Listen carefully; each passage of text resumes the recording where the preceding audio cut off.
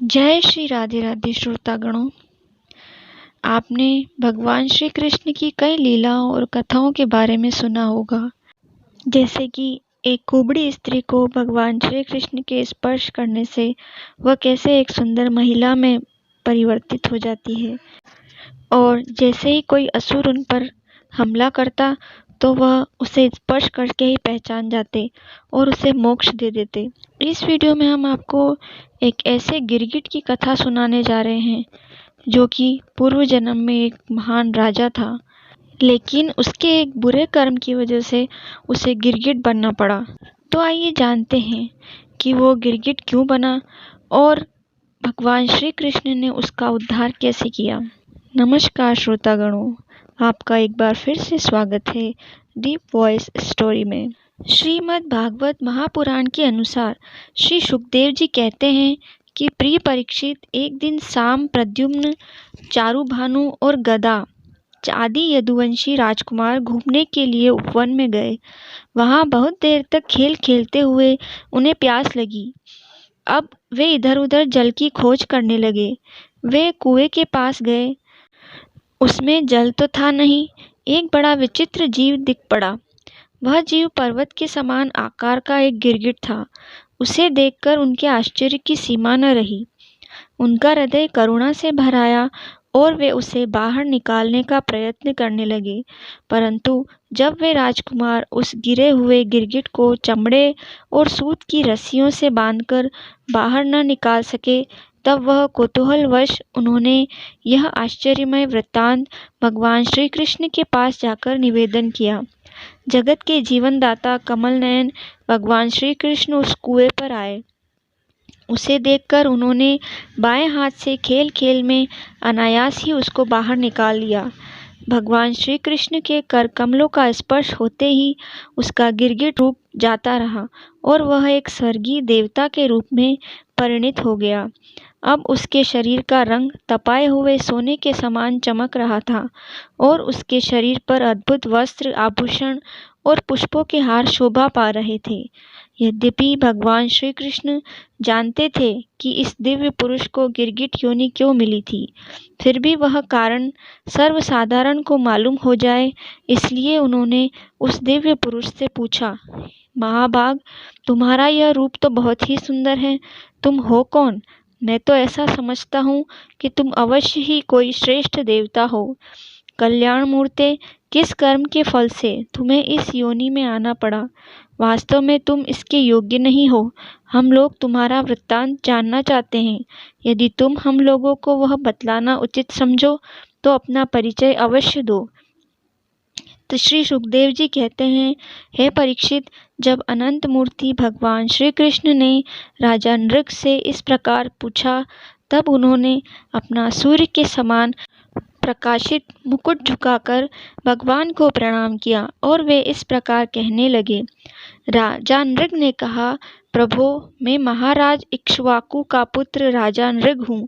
जब कभी किसी ने आपके सामने दानियों की गिनती की होगी, तब उसमें मेरा नाम भी अवश्य ही आपके कानों में पड़ा होगा। प्रभु, आप समस्त प्राणियों की एक एक वृत्ति के साक्षी हैं। भूत और भविष्य का व्यवधान भी आपके अखंड ज्ञान में किसी प्रकार की बाधा नहीं डाल सकता। अतः आपसे छिपा ही क्या है? फिर भी मैं आपकी आज्ञा का पालन करने के लिए कहता हूँ। भगवान, पृथ्वी में जितने धूलिकण हैं, आकाश में जितने तारे हैं और वर्षा में जितनी जल की धाराएं हैं, मैंने उतनी ही गौएं दान की थी। वे सभी गौएं दुधारू, नौजवान, सीधी, सुंदर, सुलक्षणा और कपिला थी। उन्हें मैंने न्याय के धन से प्राप्त किया था। सबके साथ बछड़े थे। उनके सींगों में सोना मढ़ दिया गया था और खुरों में चांदी। उन्हें वस्त्र, हार, गहनों से सजा दिया जाता था।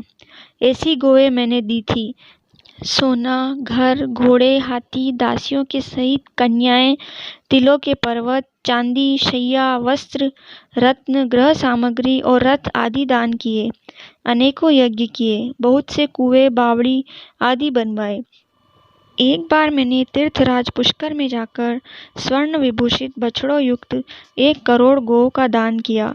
उसी समय उन गौओं के साथ एक दरिद्र ब्राह्मण भी गाय बछड़े सहित आकर मिल गई और राजा नृप ने संकल्प पूर्वक उसे किसी ब्राह्मण को दान कर दिया।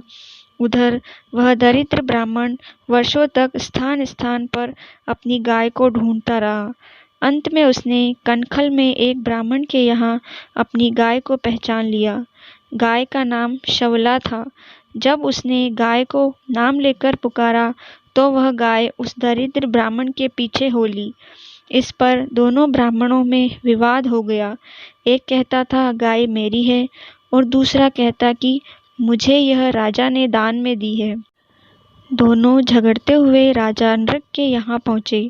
राजकाज में व्यस्त रहने के कारण जब कई दिनों तक मैंने उनसे भेंट नहीं की तो उन्होंने श्राप दे दिया कि विवाद का निर्णय कराने की इच्छा से आए हुए प्रार्थियों को तुमने कई दिन तक दर्शन नहीं दिए, इसलिए तुम प्राणियों से छिपकर रहने वाले गिरगिट हो जाओगे और सहस्त्रों वर्षों तक गड्ढे में पड़े रहोगे। भगवान विष्णु जब कृष्ण के रूप में अवतार लेंगे तब वे ही तुम्हारा उद्धार करेंगे। देवादिदेव जगदीश्वर। इसके बाद आयु समाप्त होने पर यमराज के दूत आए और मुझे यमपुरी ले गए। वहाँ यमराज ने मुझसे पूछा, राजन, तुम पहले अपने पाप का फल भोगना चाहते हो या पुण्य का? तुम्हारे दान और धर्म के फलस्वरूप तुम्हें ऐसा तपस्वी लोक प्राप्त होने वाला है जिसकी कोई सीमा नहीं है। भगवान, तब मैंने यमराज से कहा, देव, पहले मैं अपने पाप का फल भोगना चाहता हूँ। और उसी क्षण यमराज ने कहा, तुम गिर जाओ। उनके ऐसा कहते ही मैं वहाँ से गिरा और गिरते समय मैंने देखा कि मैं एक गिरगिट हो गया हूँ। प्रभु, मैं ब्राह्मणों का सेवक, उदार दानी और आपका भक्त था। मुझे इस बात की उत्कट अभिलाषा थी कि किसी प्रकार आपके दर्शन हो जाएं। इस प्रकार आपकी कृपा से मेरे पूर्व जन्मों की स्मृति नष्ट न हुई। भगवान, आप परमात्मा हैं। साक्षात आप मेरे नेत्रों के सामने कैसे आ गए? क्योंकि मैं तो अनेक प्रकार के व्यसनों, दुखद कर्मों में फंसकर अंधा हो रहा था।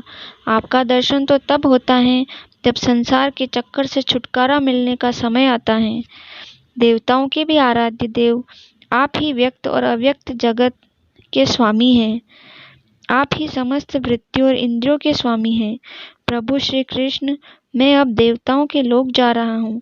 आप मुझे आज्ञा दीजिए। आप ऐसी कृपा कीजिए कि मैं चाहे कहीं भी क्यों न रहूं, मेरा चित्त सदा आपके चरण कमलों में ही लगा रहे। आप समस्त कार्यों और कारणों के रूप में विद्यमान हैं। मैं आपको नमस्कार करता हूँ। राजा नृप के इस प्रकार कहकर भगवान की परिक्रमा की और अपने मुकुट से उनके चरणों का स्पर्श करके प्रणाम किया। फिर उनसे आज्ञा लेकर सबके देखते देखते वे श्रेष्ठ विमान पर सवार हो गए। राजा नृप के चले जाने पर ब्राह्मणों के परम प्रेमी, धर्म के आधार देवकी नंदन भगवान श्री कृष्ण ने क्षत्रियों को शिक्षा देने के लिए वहां उपस्थित अपने कुटुंब के लोगों से कहा, जो लोग अग्नि के समान तेजस्वी हैं वे भी ब्राह्मणों का थोड़े से थोड़ा धन हड़प कर नहीं पचा सकते। फिर जो अभिमानवश अपने को लोगों का स्वामी समझते हैं वे राजा तो क्या पचा सकते होंगे। हलाहल विष केवल खाने वाले का ही प्राण लेता है और आग भी जल के द्वारा बुझाई जा सकती है, परंतु ब्राह्मण के धन रूपी अरणि से जो आग पैदा होती है वह सारे कुल को समूल जला डालती है। ब्राह्मण का धन यदि उसकी पूरी पूरी सम्मति लिए बिना भोगा जाए तब तो वह भोगने वाले, उसके लड़के और पौत्र इन तीनों पीढ़ियों को ही चौपट करता है, परंतु यदि बलपूर्वक हट करके उसका भोग किया जाए तब तो वह पूर्व पुरुषों की 10 पीढ़ियों और आगे की भी 10 पीढ़ियों को नष्ट कर देता है। जो मूर्ख राजा अपनी राज लक्ष्मी के घमंड से अंधे होकर ब्राह्मणों का धन हड़पना चाहते हैं, समझना चाहिए कि वे जानबूझकर नरक में जाने का रास्ता साफ कर रहे हैं। इसलिए मेरे आत्मियों, यदि ब्राह्मण अपराध करे तो भी उससे द्वेष मत करो। जिस प्रकार मैं बड़ी सावधानी से तीनों समय ब्राह्मणों को प्रणाम करता हूँ, वैसे ही तुम लोग भी किया करो। जो मेरी इस आज्ञा का उल्लंघन करेगा, उसे मैं क्षमा नहीं करूँगा, दंड दूंगा। यदि ब्राह्मण के धन का अपहरण हो जाए तो भी अधःपतन के गड्ढे में डाल देता है, जैसे ब्राह्मण की गाय ने अनजान में उस लेने वाले राजा नृक को नरक में डाल दिया था।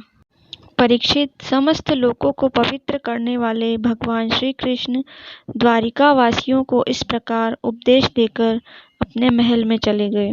तो श्रोतागणों, आपने देखा कि भगवान श्री कृष्ण के स्पर्श मात्र से ही एक राजा को जन्म मरण के बंधन से मुक्ति मिल गई। यदि आप भी इस मृत्युलोक से जाने के बाद मुक्ति चाहते हैं तो भगवत गीता के ज्ञान का अनुसरण अवश्य करें। श्रीमद् भगवत गीता धने के साथ साथ मनुष्यों को जीवन जीने की कला भी सिखाती है। वीडियो कैसा लगा कमेंट करके ज़रूर बताएं, और अगर आप मेरे चैनल पर नए हैं तो जल्दी से चैनल को सब्सक्राइब करें, वीडियो को लाइक करें और बगल में जो घंटी दी हुई है उसे ज़रूर दबाएं, जिससे आगे आने वाली वीडियो का नोटिफिकेशन आपको जल्दी मिल सके। मिलते हैं अगले वीडियो में। राधे राधे।